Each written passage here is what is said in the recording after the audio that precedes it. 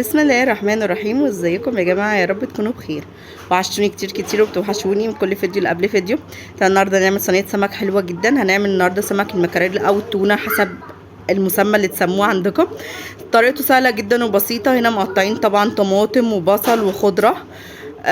تمام. و اللهم صل على النبي. عندي قلب ماجي، عندي فلفل اسمر، عندي كمون، عندي كزبره وملح، وطبعا السمك.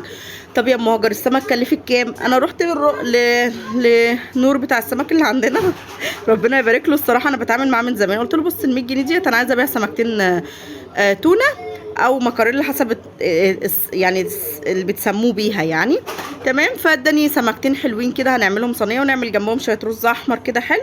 هتاكلوا صوابعكم وراه بجد يعني. بصوا انا بوريكم انا مقطعه الحاجه ازاي اهوت. هقطعها قطع يعني ايه عاديه جدا. بصل صغير او جوليان براحتك خالص. معايا هنا بقى الدقه، توم وكمون وكزبره ودقه السمك عشان هملح طبعا بيه السمك. معايا هنا اهو كمون، ومعايا قالب ماجي، ومعايا كمان ملح، ومعايا معلقتين زيت. تمام. هنقطع بقى كل الحاجات الحلوه اللي عندنا ديت.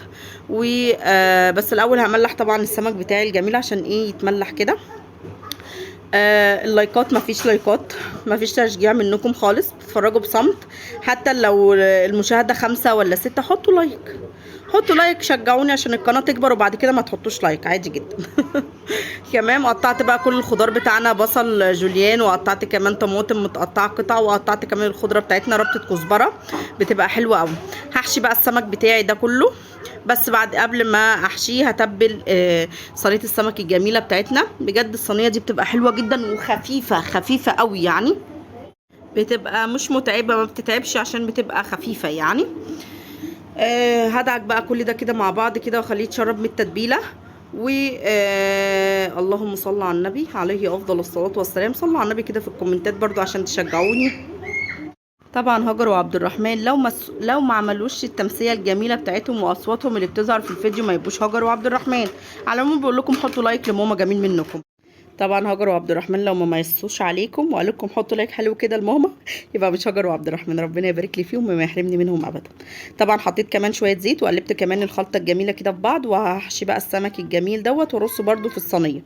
طبعا ونسويه كده على النار حلوه كده. وبعد كده ننزله الفرن ياخد وش وتاكلوا احلى صينيه سمك تونه حرفيا.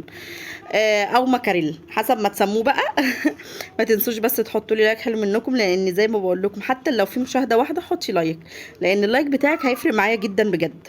وانا الصراحه طالبه مساعدتكم جامد ان انتوا تكبروا لي القناه بلايكاتكم الجميله. لكن لما تبقى مشاهده من غير لايك هيبقى ملهاش لازمه، صح؟ فيا ريت تحطي لي لايك حلو كده منك وتشجعيني. ويا ريت تصلي على النبي في الكومنتات لو مش عايزه تقولي يا ستي كومنت حلو. عليه افضل الصلاه والسلام. خلاص كده رصيت اهو صينيه التونه الجميله بتاعتنا. تعالوا بقى نحط لها كده ربع كوبايه ميه ونحطها ايه. طبعا مش بنحط لها ميه كتير، هي اوريدي السمك ما بياخدش سوا. والله انا طافيه المروحه عشان ما تعملش صوت. وهاجر وعبد الرحمن قاموا بالواجب ربنا يبارك لي في عمرهم. تمام. خلاص رصيت الصينيه واحطها زي ما بقول لكم ربع كوبايه ميه. هي اوريدي ما بتاخدش سوا خالص، يا دوب بس تاخد غلوتين على النار. وهنرميها على طول في الفرن عشان تطلع بشكل جميل وطعم لذيذ. تعملي جنبها ايه بقى يا ام هاجر؟ براحتك خالص. انا هعمل جنبها رز احمر وطبق سلطه او بابا غنوج بقى حسب اللي انت عايزاه. بصوا ابتدت تغلي كده من كل الجوانب اهيت زي ما انتم شايفين كده. هسيبها تاخد غلوتين وبعد كده ايه ناخدها كده بالطريقه الجميله بتاعتنا ديت وننزلها على طول في الفرن. تاخد بقى كده سوا حلو ووش حلو وتنزل كده صوص حلو كده منها. وبتبقى بجد خطيره وجميله جدا. اللي ما جربهاش بالطريقه دي جربها بطريقه ام هاجر هتعجبه جدا جدا. وكمان ما كلفتناش، ده 100 جنيه بس. واحنا عندنا الرز وعندنا البصل. يبقى احنا صرفنا كام النهارده؟ صرفنا بس 100 جنيه.